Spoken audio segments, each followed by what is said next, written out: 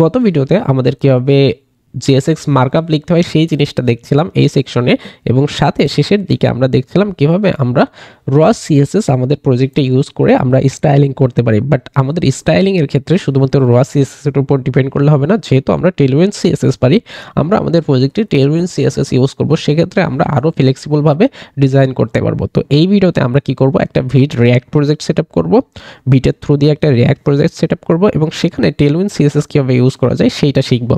তো তার জন্য আমরা নতুন করে একটা প্রজেক্ট তৈরি করি। তো আমরা ফোল্ডার ডিরেক্টরিতে যাচ্ছি, এখানে এসে একটা নতুন প্রজেক্ট তৈরি করব। তো নিউ ফোল্ডার দিলাম এবং আপনাকে একটা প্রজেক্টের ফোল্ডারের নাম দিতে হবে, আপনি যে কোনো নাম দিতে পারেন। আমি আপাতত প্রজেক্ট উইথ টেলউইন্ড CSS দিচ্ছি, আর এরকম নাম দিচ্ছি, অথবা আমি এখানে উইথ এটাও দিয়ে দিতে পারি। সো আমি এরকম করে একটা প্রজেক্ট উইথ টেলউইন্ড CSS নামে একটা ফোল্ডার তৈরি করছি। এই ফোল্ডারে অ্যাকচুয়ালি আমরা কি করব, একটা ভিট দিয়ে রিয়াক্ট প্রজেক্ট সেট আপ করবো আর সাথে টেলউইন্ড CSS ইনস্টল করব। তো তার জন্য আমাদের কি করতে হবে, প্রথমত আমরা ভিজুয়াল স্টুডিও কোড ওপেন করে নিব, নিয়ে এই জিনিসটাকে ড্র্যাগ করে এখানে ড্রপ করে দিব। সো ড্র্যাগ করে ড্রপ করে দিলে উপরের দিকে আপনি কি নাম দেখতে পারবেন, প্রজেক্ট উইথ টেলউইন্ড CSS, এবং এই ফোল্ডারটা এখন এমটি রয়েছে। দ্যাট মিনস আমরা একদম শুরু থেকে আপনাকে দেখাচ্ছি, হতাশ হওয়ার কোনো দরকার নাই। আপনি step by step process follow করেন, তাহলে আপনি একটা Vite react project easily set up করে ফেলতে পারবেন। তো তার জন্য আমরা যেহেতু ভিটের থ্রু দিয়ে রিয়াক্ট ইনস্টল করব, তো আমরা ডকুমেন্টেশনে একটু স্ক্রল করব। তো তার জন্য আমি ক্রোমে চলে যাচ্ছি, নিউ ট্যাব নিচ্ছি, নিয়ে আমি এখানে ভাইট বা ভিট যেটাই উচ্চারণ করেন সেটা লিখবেন, লিখে এখানে এই যে vit.dev এই ওয়েবসাইটে চলে যাবেন এবং তারপরে আমাদের গেট স্টার্টেডে ক্লিক করতে হবে। গেট স্টার্টেডে ক্লিক করে একটু যদি স্ক্রল করি, তাহলে আপনি দেখবেন যে এইখানে শেফোর্ডিং ইউর ফার্স্ট ভিট প্রজেক্ট, এবং দ্যাট মিনস আপনি কীভাবে একটা ভিট প্রজেক্ট তৈরি করবেন সেইটার জন্য একটা কমান্ড আপনাকে দিয়ে দিবে, ঠিক আছে। তো এই কমান্ডটা আমাদের কপি করতে হবে, করে আমরা ভিজুয়াল স্টুডিও করে ব্যাক আসবো।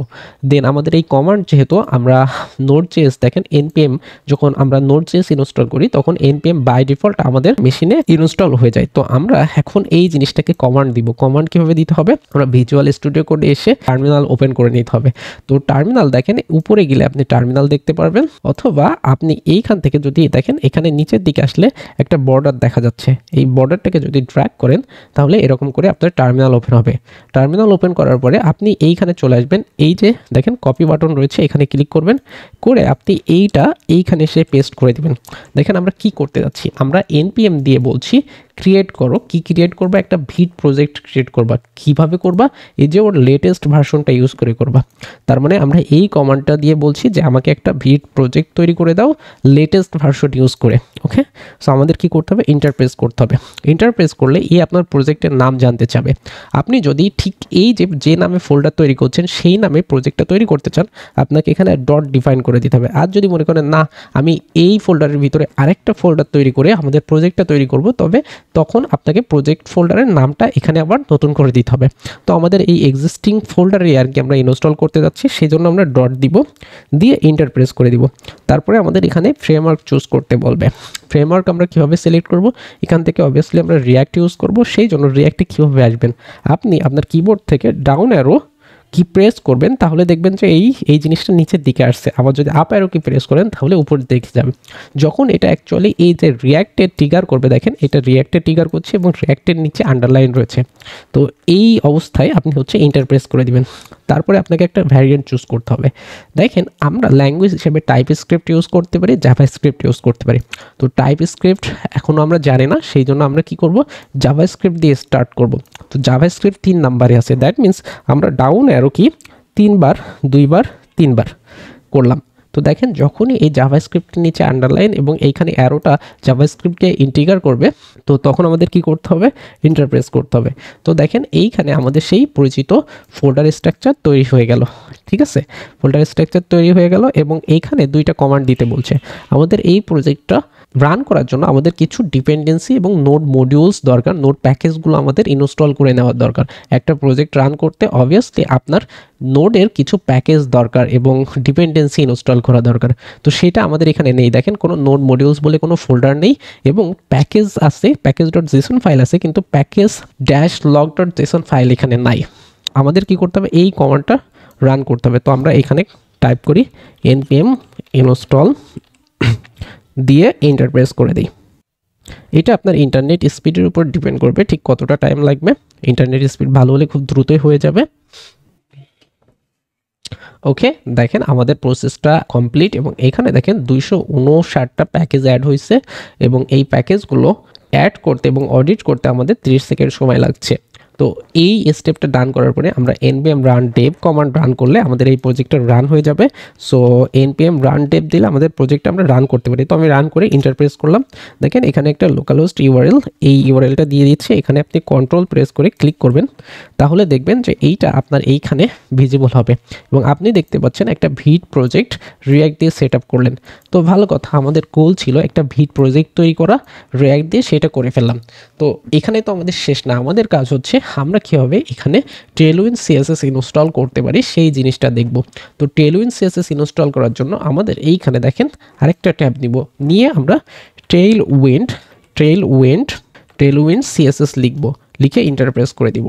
দিয়ে আমাদের এখান থেকে দেখেন tailwindcss.com এই ওয়েবসাইট, এখানে চলে আসবো। দেন আমরা এই যে গেট স্টার্টেড বাটনে ক্লিক করব।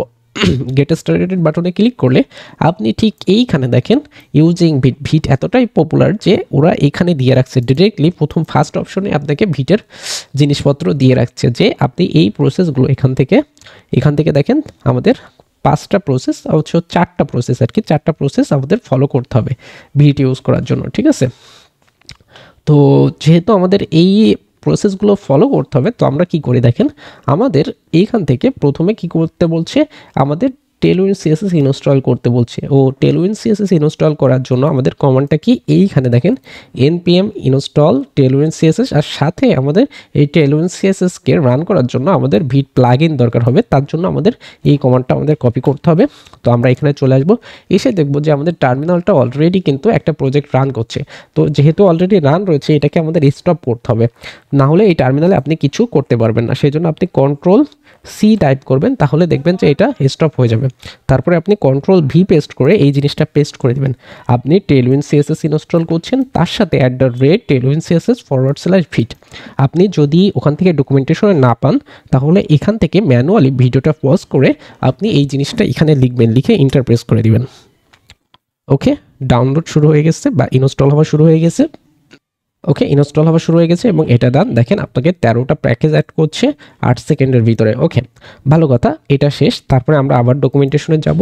তো আমাদের সেকেন্ড স্টেপে কি বলছে দেখেন, সেকেন্ড স্টেপে বলছে আমাদের এই ভিট প্লাগইনটাকে কনফিগার করতে হবে। আমরা দেখেন এইখানে @tailwindcss/vit কমান্ড দিয়েছিলাম। এখন এই জিনিসটা আমাদের প্রজেক্টে কনফিগার করতে হবে।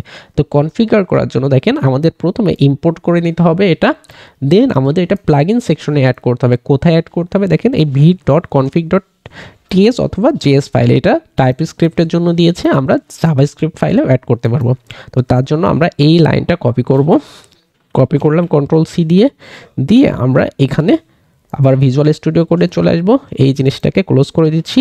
দিয়ে আমাদের দেখেন বলছে যে vit.config.js নামে একটা ফাইল রয়েছে, এই ফাইল এসে সবার উপরে আমরা এখানে পেস্ট করে দিব। আমরা কি ইম্পোর্ট করছি দেখেন, আমরা টেলউইন্ড সিএসএসকে ইম্পোর্ট করছি। কোথা থেকে করছি, আমাদের এই যে টেলউইন্ড CSS/vit থেকে। ওকে, তারপরে আমাদের কি বলছে দেখেন, এইটা প্লাগইন সেকশনের ভিতরে আমাদের টেলউইন্ড এইটাকে কল করে দিতে হবে, টেলউইন্ড সিএসএসকে কল করে দিতে হবে। তো আমি এই জিনিসটা কপি করব, কপি করে এসে দেখেন এইখানে রিয়াক্ট রয়েছে, রিয়াক্টের পাশে আমরা কমা দিয়ে এই জিনিসটা পেস্ট করে দিব, তাহলে আমাদের এই সেকশনের কাজ শেষ। তারপরে আমাদের কি বলছে, থার্ড স্টেপ ফলো করতে হবে। থার্ড স্টেপে আমাদের ইম্পোর্ট করতে হবে। কি ইম্পোর্ট করতে হবে, টেলউইন্ড সিএসএসকে ইম্পোর্ট করতে হবে। কোথায় করবেন, আপনার মেইন সিএসএস ফাইলে। তো আমরা এই জিনিসটাকে কপি করব, কপি করে এসে আমাদের এইখানে যে কাজ করতে হবে দেখেন, src ফোল্ডারে গিয়ে আমাদের এখানে এই যে index.css নামে একটা ফাইল রয়েছে, এই ফাইলে ওপেন করব বা ক্লিক করব। ক্লিক করলে এখানে দেখতে পাচ্ছেন কিছু ডিফল্ট সিএসএস আপনার জন্য যখন আপনি ভিট প্রজেক্ট তৈরি করছিলেন তখন আপনার জন্য ডিফাইন করা ছিল। আমরা এটাকে সম্পূর্ণভাবে Ctrl+A দিয়ে এখানে ক্লিক করবেন, Ctrl+A দিয়ে সিলেক্ট করবেন, ব্যাকস্পেস দিয়ে রিমুভ করে ফেলবেন। আপনি এই ফাইলে শুধুমাত্র এই কমান্ডটা, এই হচ্ছে ইম্পোর্ট করারটা, এইটা কপি করে এইখানে দিয়ে রাখবেন, ঠিক আছে। আমরা ইম্পোর্ট করলাম টেলউইন্ড সিএসএসকে, সেটা আমরা এই যে index.css ফাইলে দিয়ে রাখবো। ভালো কথা, আমাদের কাজ শেষ।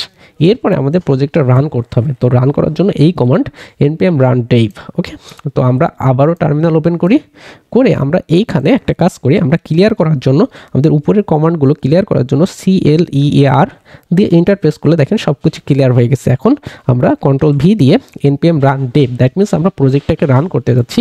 তো আমরা এন্টার প্রেস করে দিই, দেখেন আবারও সেই লোকাল হোস্ট এই পোর্টে আপনার প্রজেক্টটা রান হয়ে গেছে।